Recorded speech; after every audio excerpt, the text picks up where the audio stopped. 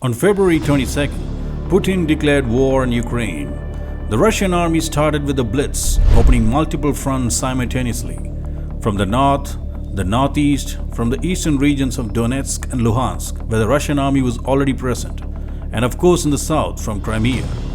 In theory, this must have spread the Ukrainian army so thin that the Russian army must have been able to slice through like butter. But after 36 days, the map looks something like this. The Russian army has not taken a single major city in Ukraine. Kiev and Kharkiv, which are just 92 and 36 kilometers from the Russian border, are still firmly in Ukrainian hands. Heavy fighting continues for the control of Mariupol and Odessa. Kherson is the only city the Russians have some control. Russia has incurred huge losses of approximately 7,000 soldiers, with 295 tanks, 16 planes, 35 helicopters, 3 ships and 2 fuel trains. Comparing this with the Iraq invasion in 2003, where the Allies lost just 196 soldiers, 3 planes, and the invasion was over in 41 days. What went wrong? This is extremely important for countries like India, China and other countries buying weapons from Russia. Whether this is due to inferior weapons or tactics, we need to analyze step by step.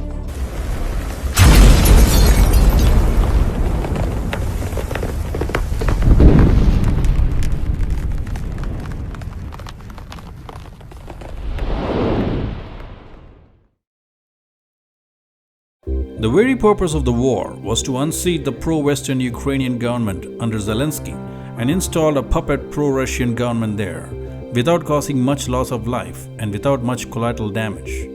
Putin wants to win over the Ukrainians after the war. This means Russia cannot just kill everyone and raze Ukrainian cities to the ground, but carefully hit targets using high-tech precision or guided bombs as they are called. Russia was of the assumption that the Ukrainian army would crumble and the Russian army would roll over. But that did not happen. In any modern warfare, gaining air superiority is of first priority. For that, the Russians need to take out all the Ukrainian air defenses first. But the Ukrainians, with NATO advice, hit all their air defense systems well enough so that the Russians, in spite of sending saboteurs and agents, were not able to locate and destroy them. After failing to take out the Ukrainian air defenses, the Russian fighters adopted the strategy to fly low to avoid radar detection. But this could not be sustained as the low-flying aircrafts became easy targets for NATO-supplied Stinger manpads, which has a range of 3.5 kilometers. Moreover, the NATO AWACS roaming the skies in nearby friendly countries and with a radar lookup range of 600 kilometers was constantly relaying the position of the Russian warplanes to the Ukrainian forces. This helped the Ukrainian air defense to be on high alert and use their limited air defense systems like the S-300 and the Buk M3 system to their advantage. Anticipating high losses, the Russians decided to bring the Air Force in the later stage of the war. Only 75 planes with a limited number of sorties were sent by the Russian Air Force. But Russia fired over 1,200 ballistic and cruise missiles at the Ukrainian military, which considerably destroyed many Ukrainian targets, but was not enough for a smooth rollover. In spite of failing to achieve complete air superiority, the Russian ground forces advanced forward. This is where the Russian ground forces faced some nasty surprises. The modernized Russian tanks and armored vehicles became vulnerable to a unique ability of the Javelin anti-tank guided missile supplied by NATO to Ukraine. The Javelin anti-tank guided missile used by Ukraine can be launched in 2 ways. First, the direct attack mode, where the missile travels in a straight path like any other ATGMs. But this can be least effective due to the tank's reactive armor. The other is the unique top attack mode, where the missile climbs up to 150 meters and hits the top of the tank where the armor is minimal. This is deadly as most of the Russian tanks do not have any protection against this type of attack. Moreover, the Javelin has a range of 2.5 kilometers, the highest in the world, but is also the costliest, with each missile costing up to $175,000. Without US support, the Ukrainian army would have never acquired such an advanced weapon. To counter the top attack mode of the Javelin, the Russian tanks were fitted with steel shelter, but this setup did not protect the tanks as expected. The Russian tanks became sitting ducks to the Javelin. Moreover, constant NATO intelligence inputs to the Ukrainian ground forces helped them to locate the Russian command centers, tanks and armored vehicles easily and destroy them.